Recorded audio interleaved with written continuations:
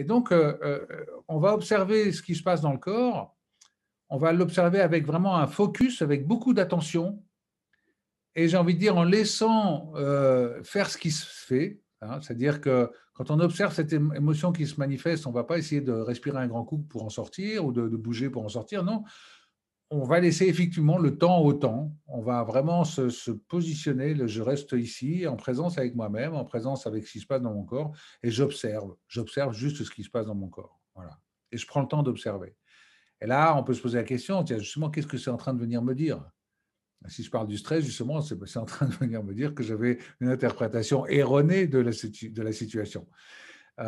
Donc, à partir de ce moment-là, on se reconnecte à soi et on prend ce recul essentiel qui va nous permettre justement cette bascule en préfrontal. Parce que tant qu'on est dans la pensée, on n'est pas dans le préfrontal. On est dans ce hamster qui tourne en rond dans la roue, là, ça tourne, ça tourne, ça tourne, mais à aucun moment on est capable d'aller retrouver cette intuition, d'aller retrouver cette créativité. Et il faut savoir que, encore une fois, le cerveau adaptatif apporte des solutions que l'automatique n'a pas appris, c'est-à-dire qu'il va vraiment chercher des solutions dans un espace, dans un champ des possibles. Alors en physique quantique, on pourrait vous parler de l'espace des variantes, du champ akashique, etc. En tout cas, il va chercher des solutions que vous n'avez pas apprises et il va vous les apporter sur un plateau. Encore faut-il justement créer cet espace d'écoute, cet espace de présence à soi, et pour justement laisser ces informations arriver.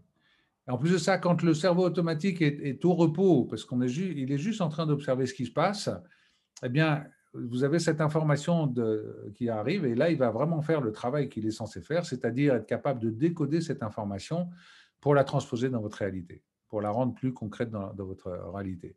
C'est comme s'il y avait une évidence et ah, bon sang, mais c'est bien sûr. Ou alors oui, je réalise tout d'un coup que, etc.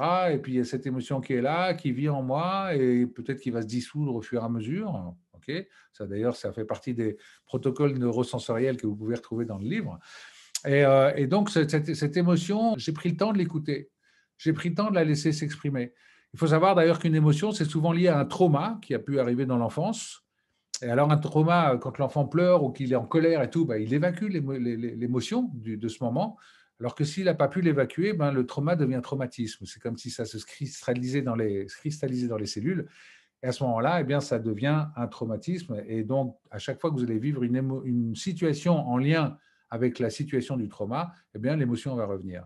Et c'est parce que vous aurez pris le temps d'écouter cette émotion, de la laisser s'exprimer, de la laisser évoluer comme elle veut, que vous allez pouvoir justement faire baisser les charges émotionnelles négatives et du coup retrouver cette maîtrise de vous-même. Alors, je parle de vous, mais bien entendu, quand vous êtes en coaching, eh bien, utiliser ces outils de l'approche neurosensorielle permet justement de vraiment, j'ai envie de dire, baisser cette hypersensibilité émotionnelle, de revenir dans le moment présent, de permettre à ce moment-là de revenir vers une réflexion, mais qu'une réflexion plus posée, qui n'est plus perturbée par l'émotion.